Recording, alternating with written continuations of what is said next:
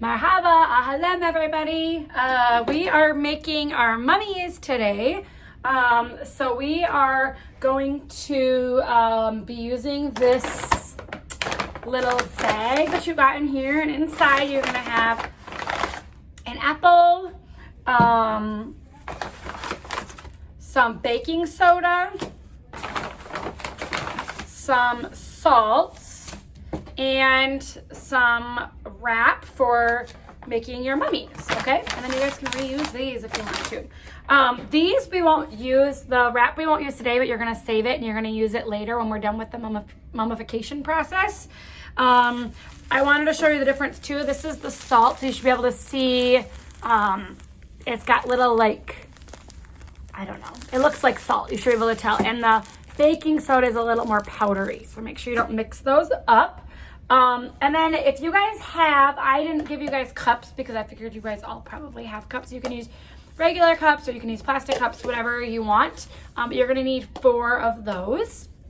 So I just wanted to talk to you a little bit about like the mummification or whatever. So the earliest Egyptian mummies date back to around 3200 BC. So that's old. That's very, very old. The hieroglyphics from tombs describe how the mummification process evolved over time. So because they left, remember what we did with our papers? Because they left those hieroglyphics, we know exactly how they did this stuff.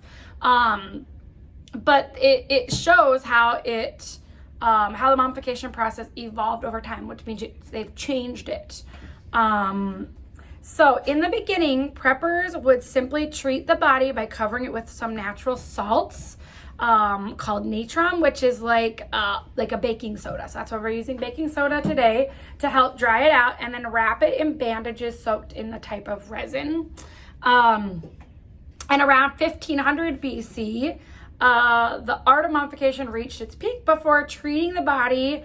The morticians, which are like the people that work in funeral homes, is what they would call them, would remove the brain and many vital organs. We talked about that yesterday, where they would go, with a little hook, and they'd go up their noses and then pull their brain out their noses. I don't know if you knew that, but you can access your brain through the holes of your nose. That's why sometimes, like, if you're swimming and you get water up your nose, you kind of get like your brain kind of hurts.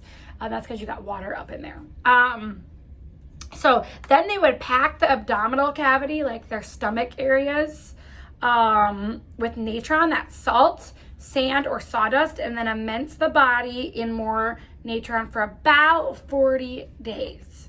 So that would be about a little over a month. And then after that, the body was washed, because they would basically dry it out, not washed with water, but just kind of cleaned off, and then repacked with spices and however you say it, natron, and then they wrapped it in bandages, and that's how you get that mummy. But the whole process took about 70 whole days to do it. So, but have you ever wondered why every time you eat like salty foods, you kind of get thirsty? Like if I have potato chips, I have to have something with it because it's salty, right? Or why fresh vegetables tend to like shrivel up when you sprinkle like some salt or something on them. The answer is very simple. Salt is the reason. It helps remove water from things, including human bodies, which is why the ancient Egyptians used salt when they were mummifying bodies. So in this experiment, you're going to test different salt compounds to find out which makes the best mummified apple. So here's what we're going to do. We're going to take your apple. You might not need to have an adult to help you with this. I'm going to move myself down here. And you're just going to take your apple and just very carefully, like I said, have an adult help you with this, and cut it into 4 pieces, okay? And you don't have to take the seeds out or anything unless you want to. I might, just because they're gonna fall out. Okay, and then we're gonna take them and we're gonna put them in our 4 different cups. So 1 cup, 2 cup, and you can label these. It's 2 if you want to, so you know which one's which. Drop my cups, and I'm gonna put 4 apples in there. Okay, and then I'm just gonna label them. Cup 1, cup 2, cup 3, cup 4. Okay, and you want them to get all the way to the bottom. And then we're gonna start by just adding, now, I only gave you one bag of baking soda. You might wanna save a little bit of this because tomorrow we're gonna make volcanoes out of it. So you might need a little bit, but if you wanna use the whole thing, that's fine. And then just use some baking soda that you have laying around your house. So what I'm gonna do is I'm gonna take, I have more baking soda, so I'm gonna use all of it. I'm gonna do one is just going to be just baking soda. So I'm gonna put about half the bag, and I want it to be completely covered with baking soda, okay? If you just shake it around a little bit, okay? And then I'm gonna take cup 2,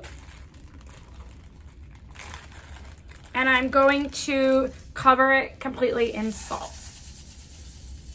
Just salt, okay? And then I'm gonna leave, do cup 3, I'm gonna mix salt, so half salt,